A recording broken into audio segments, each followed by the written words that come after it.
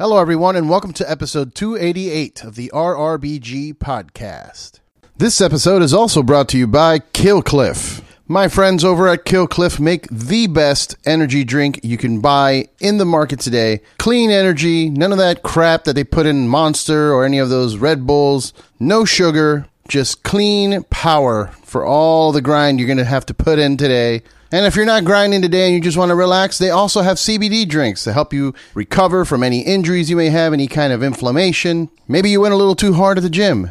CBD drink will get you right back on track. Go to their website, killcliff.com. Check out all their different flavors. My personal favorite Ignite drink is the Cherry Limeade. And in the CBD category, you have to try the Joe Rogan Special. It's the Flaming Joe Pineapple with Jalapeno. It's not that spicy. You just get a little bit of a kick at the end. It's delicious. Go to killcliff.com and tell them that RRBG sent you. This episode is also brought to you by our good friends at Saints Joints. Go to saintsjoints.com to check out all the options that they have. They have these amazing packages with pre-roll joints, which will have pre-rolls from either side of the strain spectrum, either indica or sativa, and they even have multi-strain collections. Pick up one of their amazing Book of Saints. They currently have 2 volumes, volume 2 being a special Halloween edition. It looks like the Necronomicon. It's amazing. They're currently available in Washington and Oregon and will soon be available in California. Go to saintsjoints.com and tell them that RRBG sent you. This episode is also brought to you by our friends at Thunderking Coffee. Thunderking provides organic, air-roasted coffee straight out of Costa Mesa, California. It's seriously some of the best coffee I've ever had. My personal favorite is the Positive Morning Attitude. I order 2 pounds of this almost every 2 weeks because I just can't get enough. But they also have bottled cold brew. They have their special California Christmas peppermint cold brew out right now. You can order it from their website.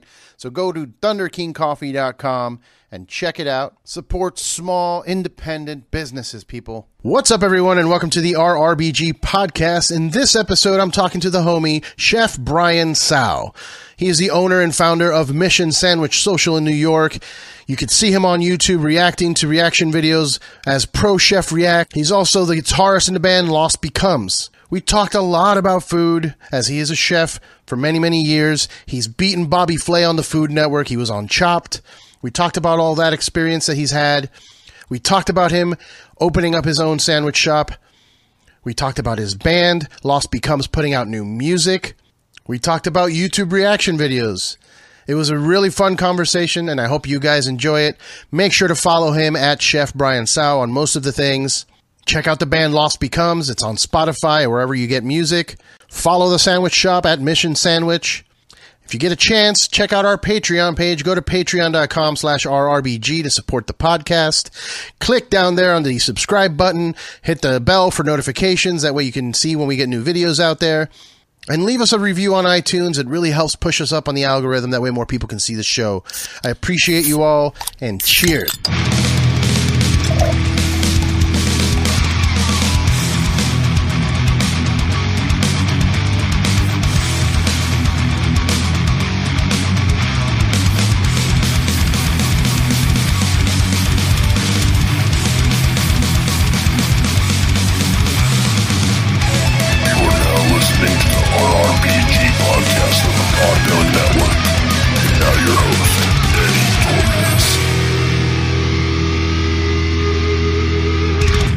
What's up, everyone, and welcome to the RRBG podcast. I'm being joined today by Chef Brian Tsao. How are you, brother?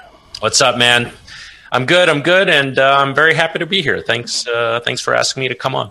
Of course, man. We met recently in New York, but I've been following you for a bit, and you know all my homies. So I've been trying to get you on so we can chat a little bit, because I'm a hungry boy, as you can see. I'm a big hungry boy, and you make delicious looking sandwiches. I haven't had one yet. You're talking to the right man today, or maybe the wrong man, because I'm on literally the other side of the country. I know. You gotta open up a mission out here, man. We gotta make that happen. One day, if everything works out correctly, there will be many missions across the country. But until then, just focusing on the one shop that I just opened up right here in Williamsburg, Brooklyn. congratulations on that.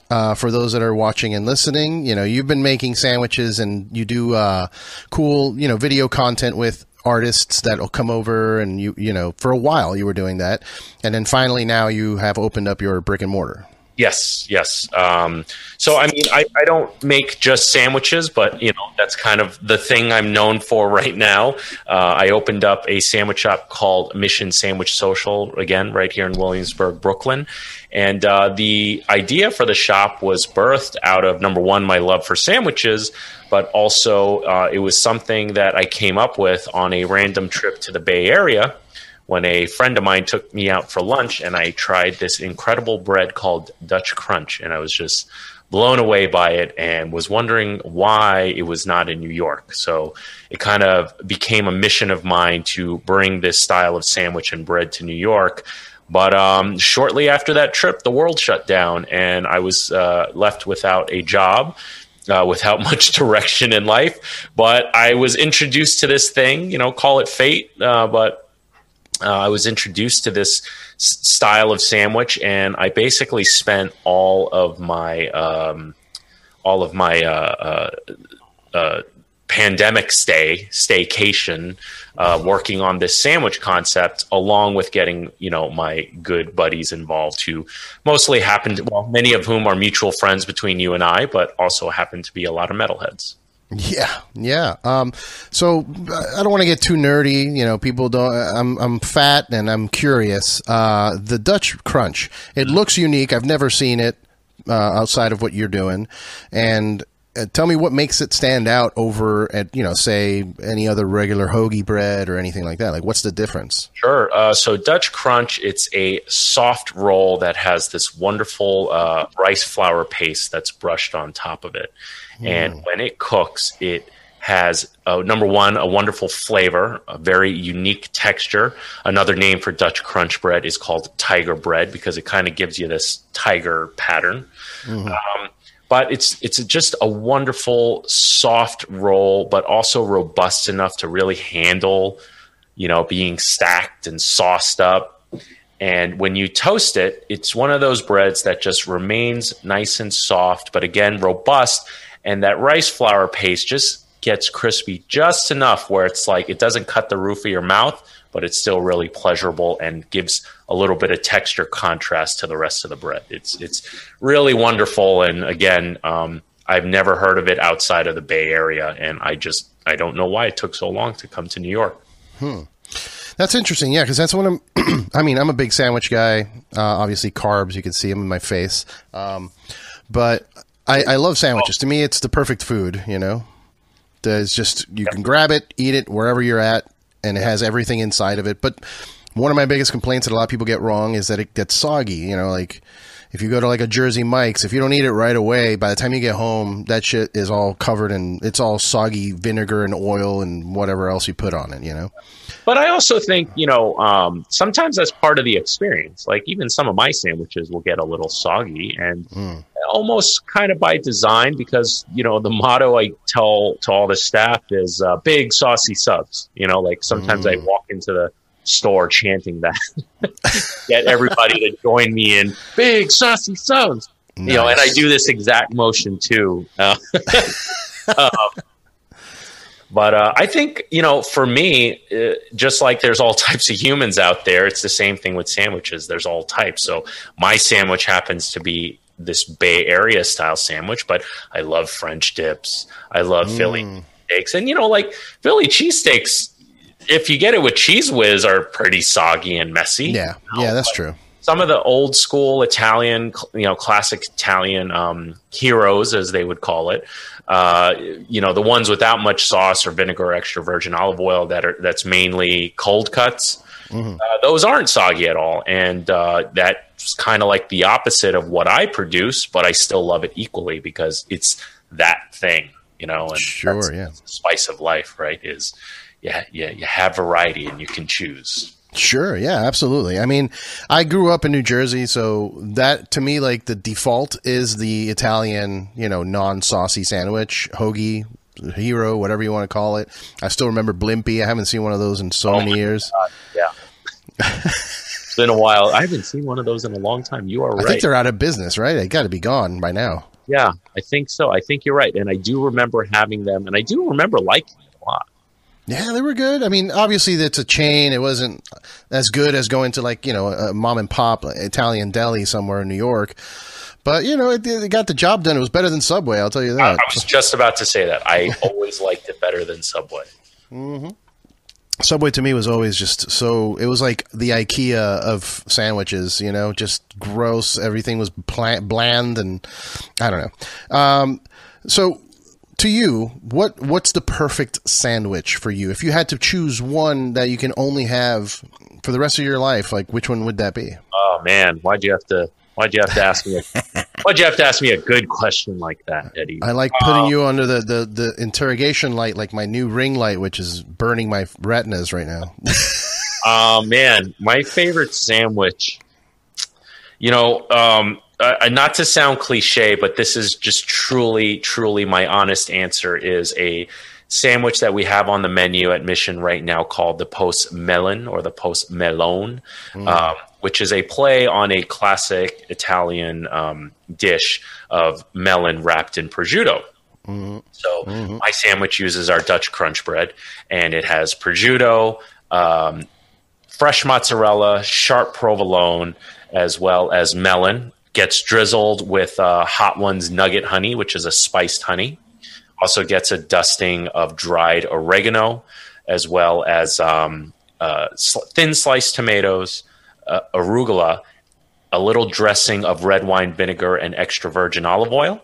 And then it's finished off with an Italian herb-style mayo. The Italian herb-style mayo has rosemary, thyme, oregano, parsley, pecorino romano, preserved lemon, and lemon zest. And it is like this combination is just harmony. And I'm really glad to see that as of very recently, a lot of people on the internet, on social media, have been replicating it on their own social media after trying it at Mission. So I think that's a testament to how wonderful this combination is. Hell yeah. So, I mean, again, I'm bummed out that while I was in New York, I wasn't able to have, you weren't open yet. You weren't open yet, yeah. Yeah, but I will be back. I will be back in New York soon. I'm ready for you. Yeah, I got a free Alaskan flight due to complication. They that same New York trip, my flight got canceled, so I had to stay an extra day, which wasn't bad. I got to spend it with the family and whatnot, but they still gave me a free flight. So I'm like, cool. I'll go back to New York sometime. Awesome. Now, one thing that I've noticed, and I promise we'll talk about other things. I just want to get all this. I'm hungry. I haven't had lunch yet, so I want to get all this out of the way. One thing I've noticed when a place opens up, a new spot, usually the food is, if the food's really good in the beginning, but then like a few months later, the quality seems to drop. Yeah. Do you know what that is a test? Like, is that because they just realize they're spending too much money on ingredients or something?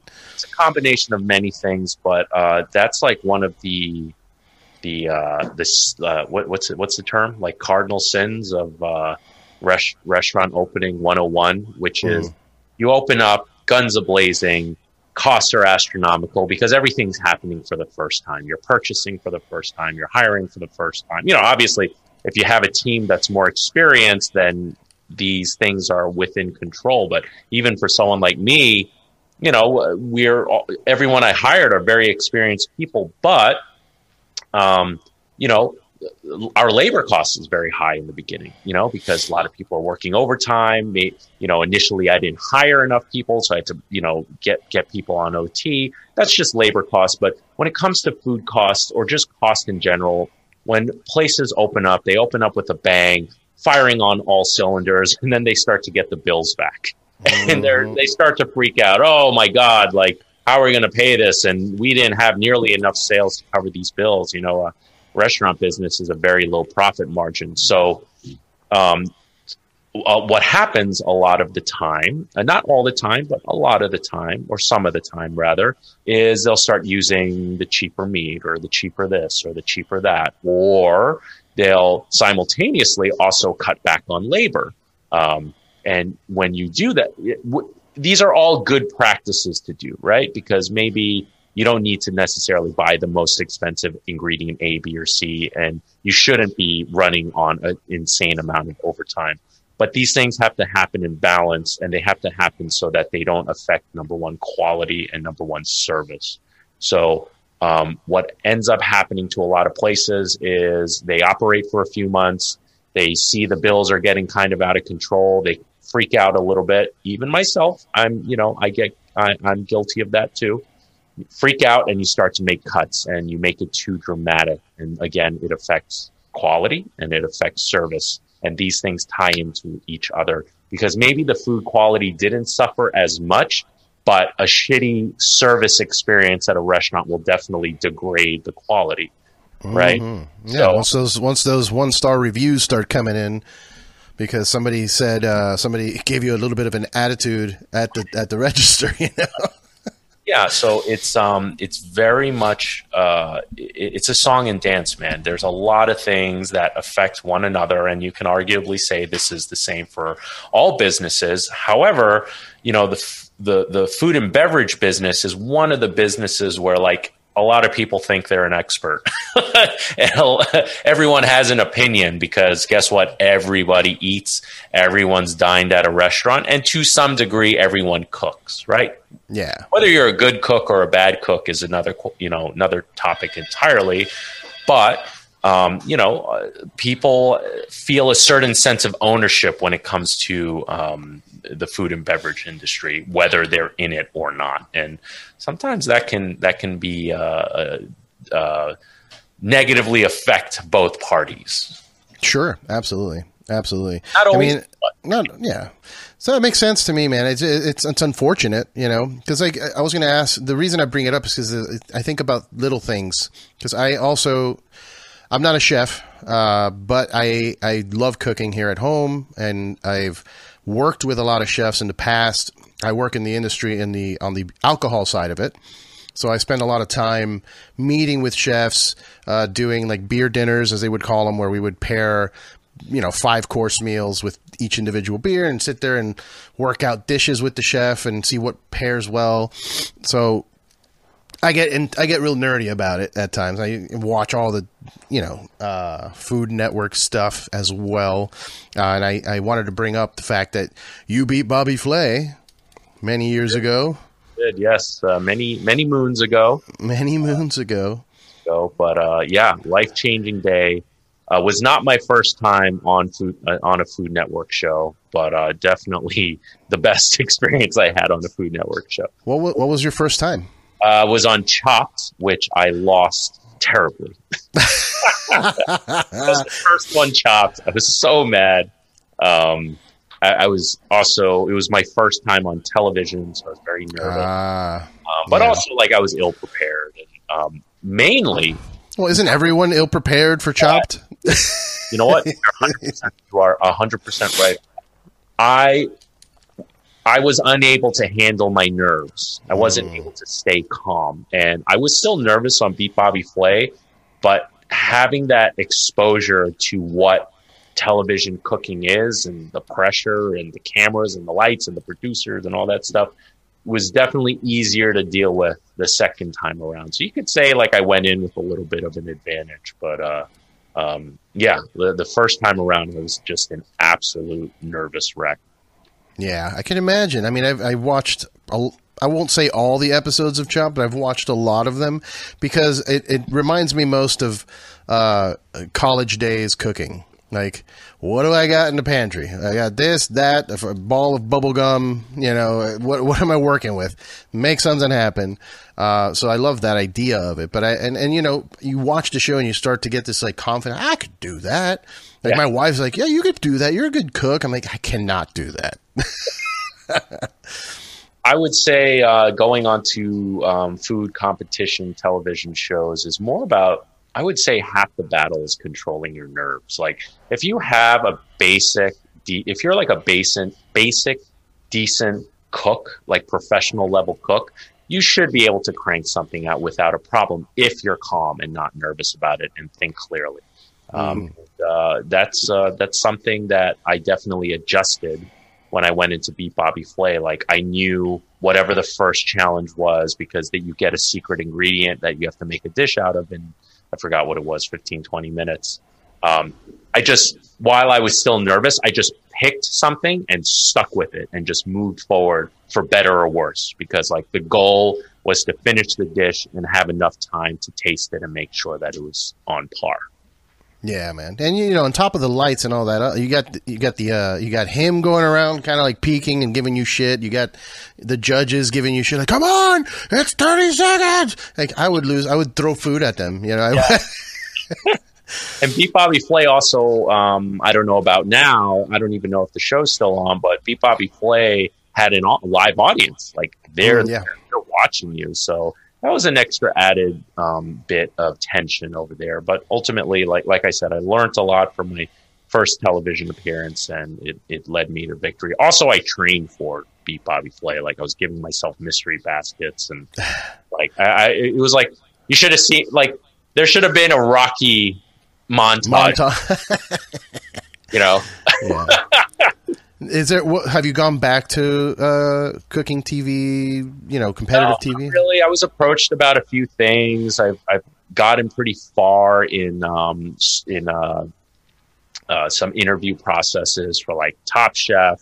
There was a show, I forgot on what network, called Knife Fight that I was supposed to be on, and there was actually like I don't know, someone messed up on their end, and I showed up and like I wasn't supposed to be there, something like that, and I think it never got renewed, so I never got onto the second season. But I also got pretty far in Food Network Star, but never made it onto any of these shows, which is okay. Like I no longer really pursue food television. It's not really what I'm looking to get into, or as I get older and have more and more responsibilities, really what I'm saying is more and more bills to pay.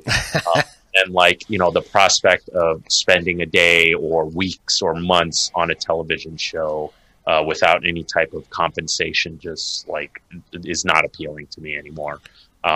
If the right opportunity came up, sure. You know, like I never say no to anything. Well, no, that's not true. I say no to a lot of things, but it's not something I'm like actively pursuing, I guess is that answer. Yeah, I can imagine it has to be, you have to want to be more of a TV star than a chef. You know, it's more about personality. Like I feel that they're still great chefs. I'm not knocking anybody that's on TV. They're still great at their job of cooking food, but at the same time, I think it's more about personality and, you know, camera, you know, work and how you present it. And that becomes the thing. You become more of an actor than a chef. Right. And listen, man, there's a lot of great chefs doing great things on YouTube right now. There are guys who are not quote unquote professional chefs, but I would argue are more knowledgeable than I am. You know, like Adam Ragusa is a perfect example. You know, Andrew Rea, rather, you know, Binging with Babish. You know, that guy like replicates insane dishes that aren't necessarily even really a thing. And so it's really cool to see how the food, TV, or, you know, video entertainment space has changed. And like I said, like, you do not need to be a professional chef. In fact, like sometimes professional chefs don't even make good content creators.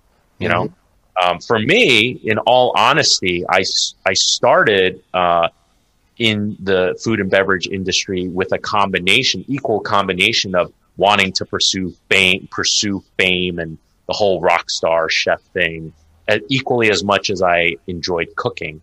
In fact, I would even say that I kind of wanted to pursue the fame part a bit more, the glitz and glamour of it. But as time went on and, you know, reality sets in, stuff like that, and priorities change, and, you know, I've definitely focused more on the culinary part. Well, that's not true. You know, I do YouTube to this day. Yeah, man, your YouTube channel is pretty successful. Yeah, I see your videos, you know, they're in the double-digit thousands of views and stuff. And I'm going to be completely honest with you. We haven't known each other long enough for me to just call you out. but it's not a knock. I'm not being negative. Your videos are very successful and they're very well produced.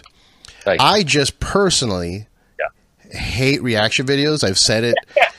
I've said it on this podcast, so I feel like if I don't bring it up, I'm going to be a faker, a poser. I hate reaction videos, and you're doing reactions to reactions, which is... So, okay, listen, there is a story behind this. Of how it's happened, okay? Okay, first of all, before I tell you this story, I'm not doing YouTube to not get views. Right. Point blank honesty, okay? I'm not going to put that much effort into something to have it go nowhere. Right. So, I know exactly what I'm doing. And I also know that it's not very respected. Listen, I hated reaction videos.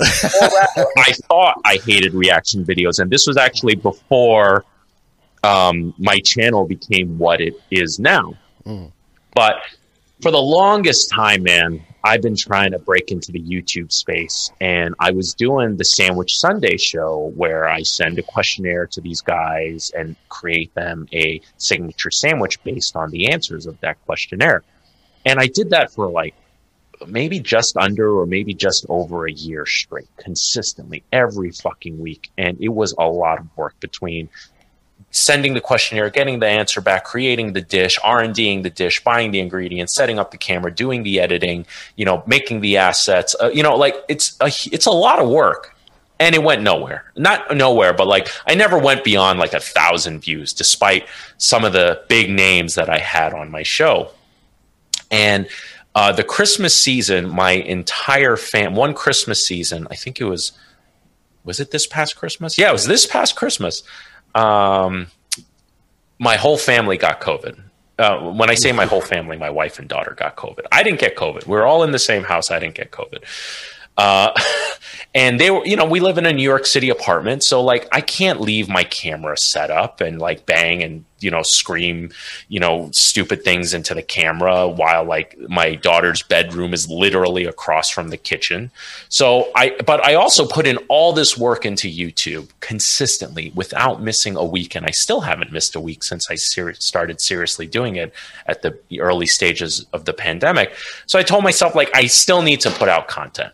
So what the heck am I going to do? And I was just like, for the heck of it, because I was working on this sandwich project, I reacted to a sandwich video.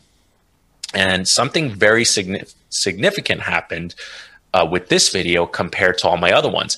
It only got 200 views when it came out, but I noticed every day it was consistently ticking up, little by little. And that never happened with any of my other videos. My videos would come out if the guests that I featured on that video posted about it, like Jesse Leach, who's a mutual friend of ours, who's a good friend of mine. He posts the hell out of it. And, whenever he's featured in something, it gets a good amount of views. But it would stop at some point. The video would turn stagnant. But with the Reacts videos, it wasn't stagnating. So I was like, interesting. And I was like, let me give this another shot.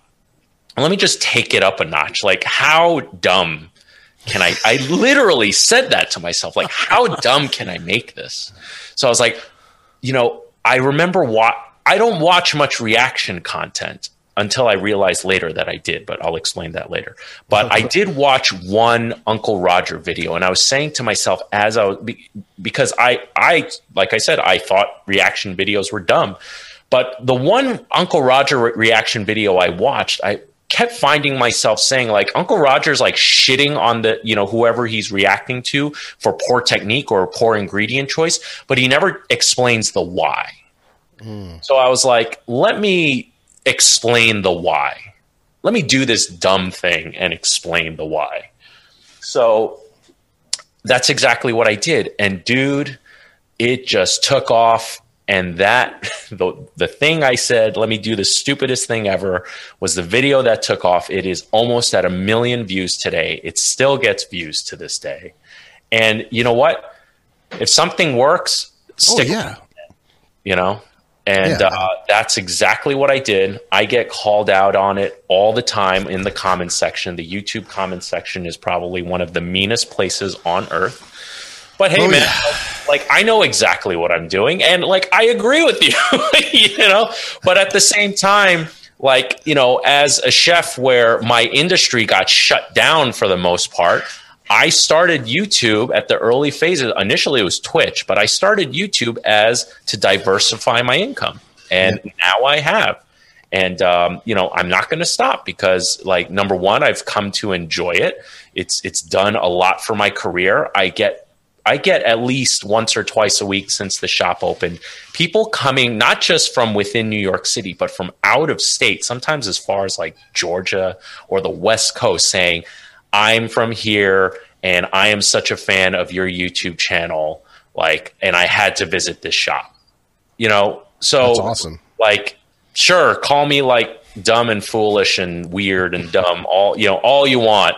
Like moments like that where someone says they drove from Georgia to New York to my shop. And I was like you came here for something else, right? They're like, no, like I can't. Yeah, that was like an isolated case, but regardless, it happened and it just blows my mind away. So, yeah, you know, sometimes when you're doing something right, you know, not everyone's going to enjoy it and like it, and they don't have to, you know, like. For sure. No, and look, and like I said in the beginning, I'm not knocking you. You know what you're doing. I know that you know what you're doing. And I know that most of these reaction video people know what they're doing. And to me, if it's working, go for it. I may not watch it, but as long as you're getting views, great. I'm happy for you, you know? Thank you. It's the same conversation with, like, you know, like people talking shit about Twitch streamers that do video game stuff and they do stupid, silly faces. I agree. It's dumb. You know, I don't like Asmongold or whatever, but he's got millions of followers, so he obviously knows what he's doing. You know, and you know, we both like music. Same shit with like Nickelback. Yeah, I don't listen to Nickelback. Yeah, I think that you know, personally, I'm not a fan of their music, but they keep selling records. There you go. You know, they're fucking laughing all the way to the bank. And listen, it's not all about money, but in today's social media era, like it's almost a necessity, man. Like, if anything, the YouTube channels, my YouTube channel started as a sandwich thing, right? And it turned into, by accident, a reaction channel. But for example, I just recently put out an egg fried rice video like a month ago or 2-3 weeks ago. And that video sits at about 60,000 views, essentially. I never had a cooking video go beyond 1,000 before that. So the point I'm trying to make is, like, I've now created the demand through my reaction channel for my cooking videos because I keep talking shit or correcting what I think is wrong with a certain technique or complimenting. And people will tell me all the time, like, what do you know? Like, you're, you know, how dare you shit on Gordon Ramsay for whatever? And, you know, and then I'll say, oh, like, I'll make a video. Like, Gordon Ramsay's not the right example, but like I shit all over Jamie Oliver for his bad egg fried rice. And I would keep saying, like, no, you'll see, I will make an egg fried rice video. I'll show you what I can do. And I did that for like months. I didn't mean for it to go that long, but I created the demand. And when the video finally came out, it performed great for my channel. And that would not have happened if I didn't stick to the Reacts videos. Yeah. Yeah, that's what it is. Hell yeah, man. And, you know, good on you, man. Good on you. Like, for me too, like, even the podcast, like when I started doing podcasts before this show became a thing, and it never really had a name or anything. And one of my buddies just gave me, he was like, you know, you're like the rock and roll beer guy. You show up at shows with beer. And I'm like, that is terrible and cheesy and awful, but it might work.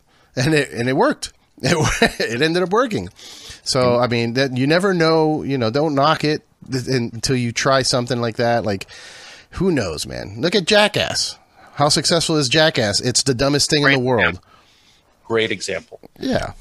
I think, you know, another result, maybe it was always like this, but I feel a result of the social media era is that we're so exposed these days, and like we're afraid to fuck up, or we're afraid of what people perceive as things. But also we have the ability to remain anonymous. So, you know, some of the things that I read on on the comment section, I'm like, none of you would dare to fucking say that to me to my face. Right. You know, like, I'm a 6'1", 265 pound motherfucker. Like, I'll crush you, or most of you. I'm sure there's plenty of people out there bigger than me. That's not the point. I don't want to crush anyone. I don't want any confrontation. I hope I didn't invite that into my life. That wasn't the point. The point I'm making is like, a lot of people can remain anonymous and talk all kinds of shit that they would never say in public in person. And because if they did, they'd get fucking slapped. Yep. You know, and most of the time too, if you approach these folks, like I've noticed that online, like I've had some people say some bullshit about my videos and I'll just reply to them like, hey man, you know, what did I do to piss you off? Like, are you okay? Like, you know, just asking them genuinely, like, are you all right? And then they'll usually either they'll block me or they'll respond with like, yeah, I'm sorry, I was having a bad day. You know, they just wanted to like, you know, get their thing in and like piss somebody else off to kind of get that violence out of themselves into someone else. You know? And you know what? They have they have every right to, you know, is it frowned upon? Sure. Is it like the right etiquette and manners? Absolutely not. But like, if you really want to, you can. It's just you have to accept the consequences if you get found out. You know, for me, I just generally choose to ignore it. I see it all the time because I do go through the comments quite often. But I constantly have to remind myself, like, this is, you know, I chose to put myself out there, and I chose to put myself out there on a medium that is, you know, toxic, but also kind of dumb, you know, like, so, you know, I have to be willing to take the good with the bad. And that's just it. That's all it is. For sure, man. That's, you know, you figured it out. I'm still trying to figure it out. Because I had, you know, you mentioned something as you were talking about your older videos stagnating and whatnot. And I've found that too. Like I have some pretty decent sized guests on the show and, you know, I'll look at the numbers and I kind of get sad. I get bummed out for the guests. Like, you know, you got Peanut from 311 and he's got, you know, 1,000 views. Like, you know, that guy has more fans than that. He deserves more views. And it's not even about me. Like, I don't want the views for me. Right. I want you guys to watch what he's saying. Right. And, you know, that's where I feel like my training in the food and beverage industry has really helped me on my YouTube channel is that you are always required, and I think this applies to most businesses, but for the food and beverage industry, you are required to pivot and adjust and, you know, change your game plan according to the needs of the day, right? One day you may be getting in lettuce that's this big, and then the next day it's this fucking big, you know, and you order 12 lettuce, but the lettuce that's this big is not equal to 12 lettuce heads that are this big. So what do you do now? You're constantly adjusting your game plan and figuring out just how do I get the food to the customer on a plate that is to the exact spec that the chef specified. And you have to make it happen because you can't tell the customer like, oh, the part, you know, like my dad, he's a mechanic. He would tell his customers all the time if he doesn't get to the car that day, oh, the part didn't come in. You know, maybe I'll get it done next week. Like I can't tell a customer that when they're sitting in the dining room. So I have to figure it out at that moment and whatever it takes. So for me, with my channel, that's kind of more or less what happened because I started the channel 6 years ago. And originally it was a guitar gear review channel, if you can imagine that. And I noticed it wasn't going anywhere. So I tried this, I tried that. Like I tried Twitch. Like I just was constantly evolving and changing and seeing what works, seeing what sticks, observing what successful channels would do. And right now the algorithm likes reaction videos, but that may not be the case forever, which is why I'm slowly, very slowly, but surely setting myself up to do cooking videos because I'm hoping at some point there'll be enough people who hate me that will want to see me fall on my face trying to make a certain dish. And that's okay. Like I may not. But again, that's just me trying to stay one step ahead because I know at some point I'm going to have to pivot and change. It's just inevitable. Yeah, man, that experience of working in the industry, the service industry is so important. Like I've heard people say it before, like people out here and some of the younger generation, like you need to go work in the service industry for at least a year or two before you start talking shit about anything. Cause you don't know what it's like. You don't know what it's like to serve people and to cook for them and prepare things for them and the way that they treat you. It's insane. Like I'm very fortunate that I've been able to, put my time into the service industry. And not only that, but you also put your time in music, touring in a smaller band that's not, you're not traveling in a bus, and people ironing your clothes and stuff like that. You've put in the work. And it's important. It builds character, and it makes you more successful, I believe, in the future for any other endeavor you get into. 1,000%. The service industry, any type of service industry, is very humbling. Because not all the time, but many times you're dealing with very entitled people. But it is your job to serve that person, and you may hate their guts at that moment. But if you want to do your job right, you need to serve. You need to serve them, whether it's in back of the house or front of the house or whatever. And I agree with you. I think it should be like, how some countries have mandatory military service. I think there should be like mandatory restaurant service, because I think there'll be a lot of very rude awakenings. Mm-hmm. Mandatory busboy duty at like Fridays. Or back line. What do they call that? Line cooking at like Chili's or something. It's awful, man. Right. Do you plan on perhaps once the mission sandwich situation takes off and you have multiple locations and whatnot? Do you have a goal to open a restaurant? No, not really. I've done the full service restaurant thing for a long time. It's not really my speed. Never say never, but I don't really have any interest in doing it as of now. Maybe sometime in the future, I won't rule it out, but as of now, no real interest in it. Okay. I feel like I get the fulfillment that I need from the style of restaurant that I have now, which, it's a sandwich shop, but it is still... It's a quick service restaurant, I guess you could say, or fast casual restaurant in some ways. But who knows? Maybe I'll need to pivot 10 years from now into a full service restaurant. I don't know. Make it something unique where you end up like reacting to how they're reacting to your food. You just come out and like, oh, really? Really? Lights and too saucy? Well, fuck you. Oh man.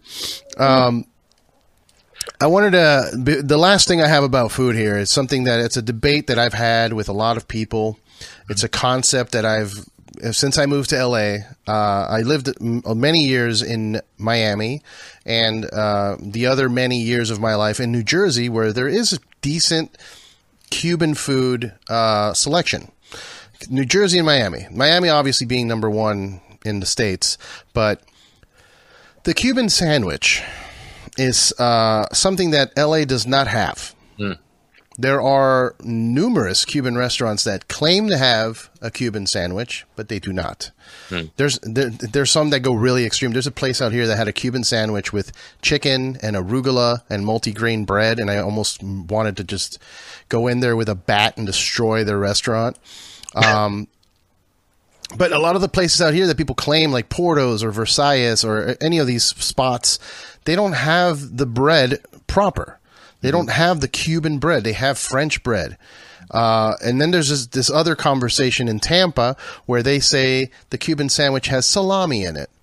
And that's the original Cuban sandwich. And I've had this debate with many, many people. Have you had a proper Miami Cuban sandwich? So the first answer to that question is no, because I've never been to Miami. That's not true. I've been to Miami. I haven't had a Cubano sandwich in Miami. So I can't claim to be any type of Cuban sandwich connoisseur. I know the basics of it. I even have a version of it on my menu called the Cuban New Yorker. I was very specific not to call it a Cubano. Thank you. Because it's not.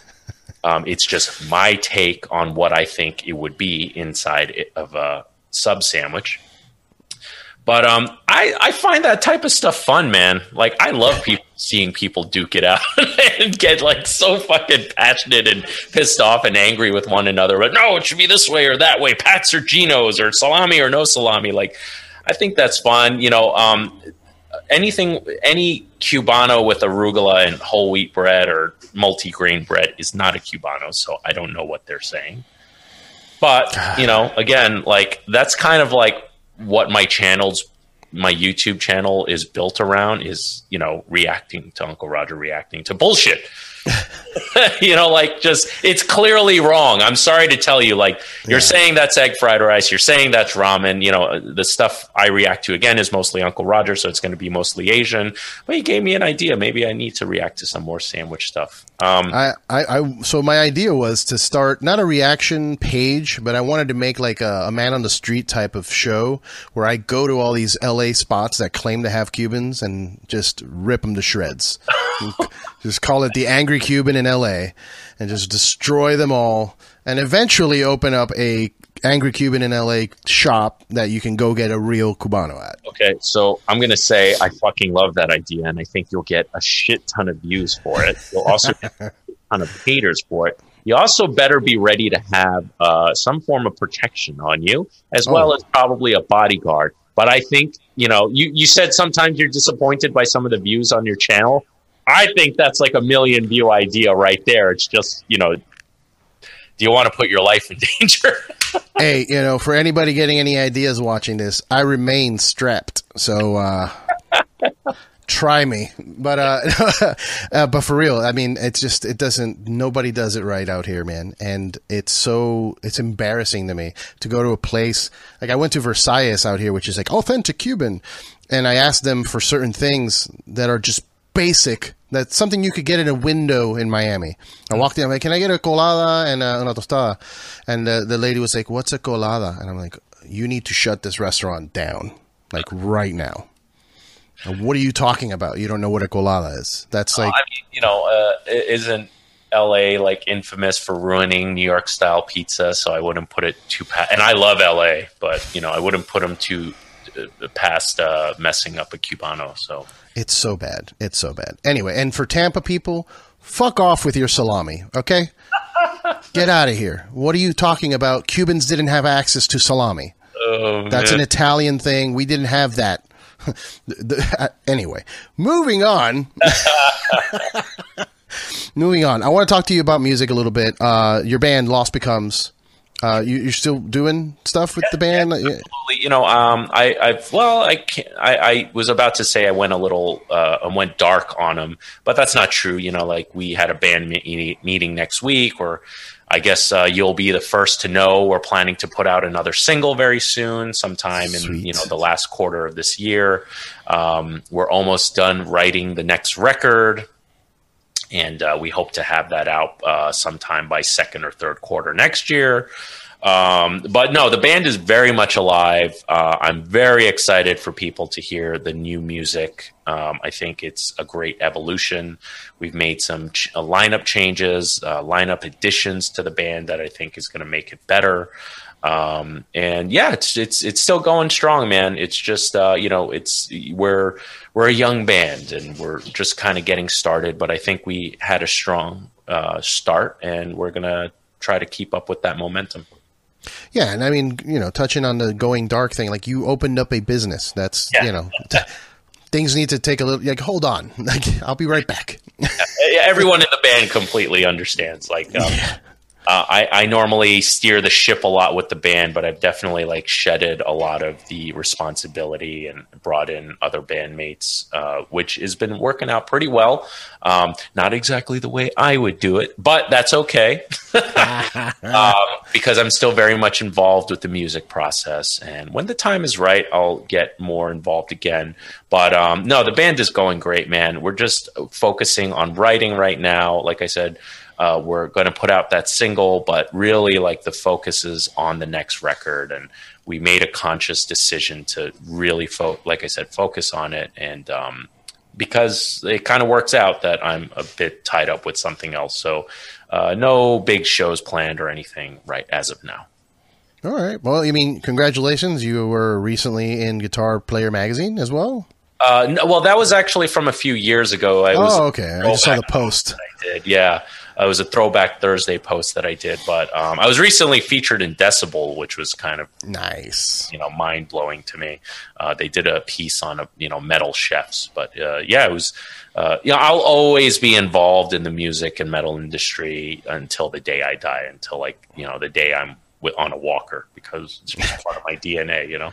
For sure, for sure. I mean, and you know, like you said, you have a lot of friends in the business as well, and you've worked, you know, making food for them as well, like sandwiches specific. Is that something that, I mean, I know that you said you had a Post Malone, you know, the sandwiches at Mission, like themed after bands and stuff like that?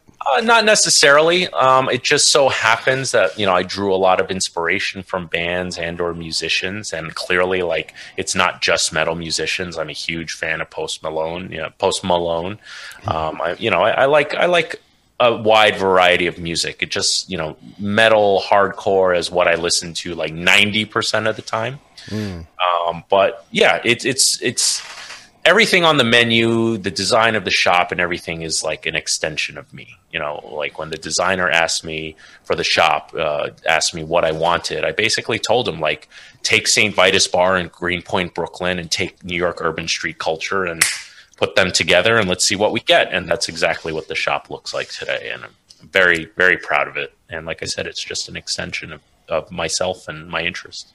Yeah, your new shirts. I saw the shirts. They look awesome. I need one. Oh, yeah. Amy, do you mind passing me one of the new shirts? We'll show everybody.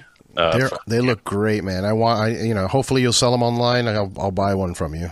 Yeah, it's so they're not officially out yet. They're sitting in a box there. I just haven't gotten to it, but I'm going to cover my face for a second. But this is the new merch drop. Very proud of. That's coming very soon. It's unfortunately, Eddie, it's meant to only be a in-store, you know, available in-store. But you know a guy, so I know a guy. You know what you do? You just make me a sandwich, wrap the shirt. Well, wrap it with the shirt and just send me that and overnight it. I'll pay for the shipping. I got you. But that's great. No, I love the design, man. Thank you. Real quick, I just need to give you a heads up. I do need to head out in like latest, like another 15-20 minutes. Yeah, no, we're almost wrapping up here. Okay. We're good. Yeah. I wanted to bring up, you were mentioning that you listen to all this different types of music, but you predominantly like metal. I find myself in the same boat. But one thing I don't know if you've struggled with this, but I hate being, I guess, pigeonholed, typecast, whatever. Everyone sees me as the metalhead. Mm-hmm. You know, but oh, you may not like this, and it's like, why? Why do you assume that? Do you feel that you deal with that a lot? Like people, if you like metal, then that's it. You don't like anything else in everybody else's eyes. You know, a little bit. I would say I deal more with, like, you know, indirect racism more than I do with, you know, my enjoyment of metal music. I get that occasionally, but not so much. Not that I can like really point out. I used to think about that too, because like I consciously used to pursue this metal chef angle and like, how do I bring these two worlds together? And I got to be honest with you, like at just some point I just stopped caring. And I just was like, I'm just going to do me. And like, I'm going to do things the only way I know how to do them and how I feel is right to me. And when I really embrace that, is when, and even with the Asian thing, you know, like people, I can't tell you how many times, like, I'll say, oh, I'm opening a sandwich shop, and they'll be like, Asian sandwiches? Hey, you know, like banh mi only? Banh mi, yeah. Or cow buns, and I'm like, no, like I have some Asian sandwiches, inspired sandwiches, but like it's not an Asian sandwich shop. So I deal with that all the time, and I know, you know, 9.9% of the time it's completely innocent, and it's I don't take it offensively at all. I had a buddy with me, a guitar player, singer, and a pretty famous band was with me and witnessed that happen to me, and he got upset for me, and I was like, dude, like it's all good. Like I deal with this all the time. I stopped caring about all that stuff. And I just like, if it comes up, I just very calmly and casually say like, no, like it's a sandwich shop inspired by whatever I want it to be. When it comes to my YouTube channel, like I don't make much mention of my interests in metal, but like, you know, the right people will notice that's a Kirk Hammett signature guitar, or like I'll plug my band when we have a new single coming out, and it moves the needle. And for the people who really care, and come join the party, and that's all. Like, even if you don't like metal and you want to check it out, hey, like if you want to come join the party and have fun, everyone is welcome, whether you're interested in it or not. And when I stopped caring is kind of when things started to come together and started to happen. So, and also it's gotten to the point where like I really don't have the time to care as much because like I'm so busy with all the other things that are working out that I really just don't have the energy to like even think about it anymore. It's a good way to look at it, man. I mean, I wish more people looked at it that way. We would have less problems. I've tried to approach that as well. Like I've surrendered to the fact that here in LA, I'm a Mexican. You know, like that's it. And it's just easier for me to get through life pretending to be Mexican here in LA. I get my food faster. My you know. Yeah, because like I can't have. I'm not going to have a discussion about the differences between Cubans and Mexicans. Like I can't get upset about it. There's not enough time in the world. But here, you know, as long as it's not someone just outwardly being violent or aggressive, you know, they're just saying something like, "Oh, you like tacos?" I'm like, "I do actually. I fucking love tacos." So whatever. Listen, man. Like one of my best friends on earth, actually, Will Gomez. He's the bass player in Lost Becomes. You know, he's Puerto Rican, and like, if I really want to strike a chord with him, I'll call him Mexican. You know what I mean? And like, you know, unless it's like clearly an attack on me, whatever. You know, it's just I don't have the time for it. And if you ask and want me to specify, I will. But other than that, it's, you know, I just it is what it is, man, and that's all. If you really want to push his buttons, call him Cuban. There's a little internal thing between Puerto Ricans and Cubans because we have the same flag. It's just reversed colors. And we always, I mean, I poke fun at all my Puerto Ricans. We're like, you stole our flag. You know, like, listen, the same goes with like Chinese and Koreans, or Koreans and Japanese, or Japanese and Chinese. If you call them the wrong type of Asian, they'll get pissed, you know? Yeah, for sure. And I happen to be 2 out of those 3. So, you know, I've seen it firsthand happen. Well, brother, thank you so much for joining me today and talking and hanging out. We barely got to hang out in New York, but, you know, like we have so many mutual friends. It was inevitable that we connect. You know? Yeah, absolutely. I had a blast. Like, I wish I didn't have to leave now, but, this was fun. I'd love to do it again with you. I love what you do on this podcast, and you see that's my alarm already going off. Sorry. I live by my calendar and my alarm. If you really want to fuck up my day, like just mess with one of those. Please don't do that. Dude, this was a lot of fun. I mean, the time just flew by, but thank you again for having me. It was a blast. Love to do it again. So reach out anytime. Man. For sure. Plug your stuff: band, restaurant, and YouTube. Yeah. A lot of stuff to plug.